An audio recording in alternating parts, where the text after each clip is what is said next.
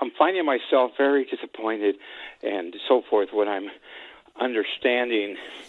I know someone that goes to a large church here in Irvine, and I'm understanding because I talked to a few other people, and I'm understanding also there's some of their churches are not meeting on Sundays now because of that pandemic virus that's out there, and I believe it's being propagated.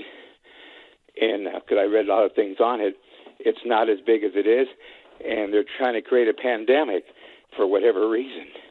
And I can't believe that some of these churches would give in to the world system and not fellowship, not get together. They're doing it over the internet, and they're avoiding the fellowship now for at least a month.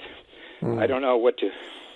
Well, yeah, I don't know how many churches. Yeah, I don't know how many churches are doing that, and I don't think that I would be in favor of doing that. I will say this: a lot of these big churches are so big and impersonal in a way that you don't really have much fellowship when you go there anyway.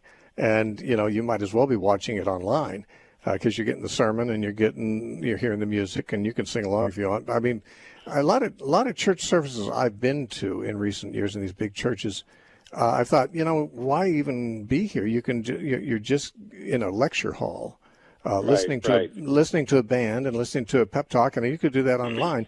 But on the other hand, I mean, Christians need fellowship. I'm not familiar with the Mariners Church. I've never been there, so I'm not speaking of them per se. But there are a lot of big churches I've been to where.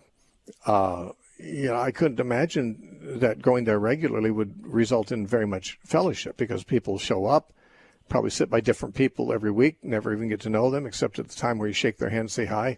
Okay, let's sit down and listen to the sermon now. And then when it's done, they're peeling off and going out to the parking lot and leaving.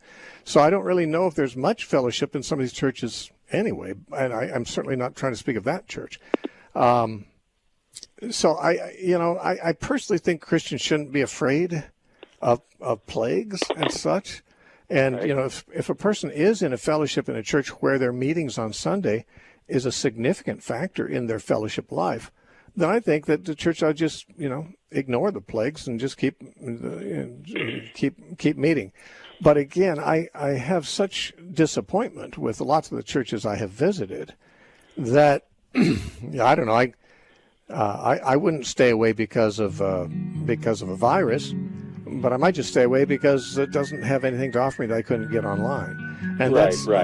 I think that, I don't know, they're going to make their own decisions, but I think some of these churches have made decisions that I disagree with already, which would make such a decision as you described not really as tragic as it would be under circumstances where a church was really providing a lot of helpful fellowship of the saints and a lot of interaction in their lives.